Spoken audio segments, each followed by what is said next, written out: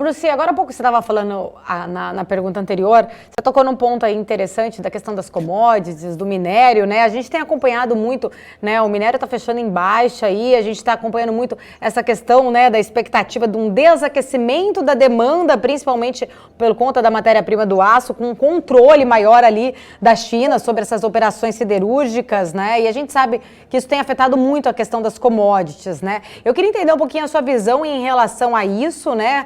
Como você enxerga exatamente os próximos, a sua visão ali para as commodities nos próximos meses e o quanto essa questão, né, da China, a gente já andou discutindo isso aqui com outros convidados outros dias, né, o quanto essa questão da China em tentar controlar, né, várias partes, não só a parte de commodities, de minério, mas a parte de educação, a parte de outras, a gente, de falar o quanto a China é controladora, né, acaba afetando de certa forma o mundo como um todo, mas eu queria entender um pouquinho a sua visão em relação, principalmente, o quanto isso está afetando o minério de ferro e o quanto isso está afetando as empresas ligadas que utilizam dessa matéria-prima também. Como que você está vendo esse segmento exatamente agora para os próximos meses?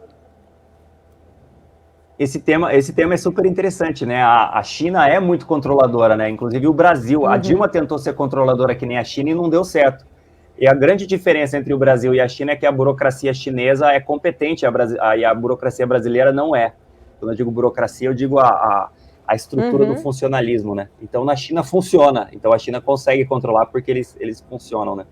Assim, faz sentido que a China controle. A China é grande consumidor de commodities no mundo. A gente vê, de vez em quando, eles fazendo movimentos. Quando as commodities sobem demais, eles tentam dar uma segurada no preço e tudo mais. Faz sentido, acho que pensando a longo prazo, não sei se eles conseguiriam, digamos assim, segurar os preços mesmo. Obviamente que eles fizeram no setor de educação é um pouco novo, né? Eu não lembro de ter visto isso em algum outro setor antes, mas a gente vê eles fazendo coisas assim, né? A gente viu o que aconteceu com o dono lá do Ant Group, né? Do Alibaba um tempo atrás também. Mas assim, minério de ferro é cíclico, né? Ele subiu muito esse ano por dois motivos, né? Aumento da demanda, obviamente investimento em infraestrutura no mundo inteiro, juros baixos e tudo mais, e a produção menor, até por causa de pandemia, de fluxo global, de trading e tudo mais. Então, isso vai continuar ou não vai continuar? Eu não sei. O fato é que as commodities são cíclicas, né? Esse ciclo vai continuar por muitos e muitos anos. Pode ser que continue, mas assim, o minério de ferro subiu forte e subiu rápido nos últimos meses. Então, assim, uma normalização, digamos assim, faz sentido. E commodities são crescimento mundial, né? A gente precisa tentar avaliar como vai ser o crescimento mundial olhando para frente.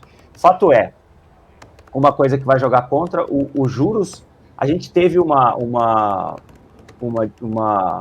um ciclo de queda de juros assim histórico nos últimos, coisa de 30 anos, né? Os juros mundiais caíram durante 30 anos, porque a China entrou no mercado e a China é um produtor de praticamente tudo, né? Porque é um país gigantesco, a um custo mais baixo. Então a China deflacionou o mundo.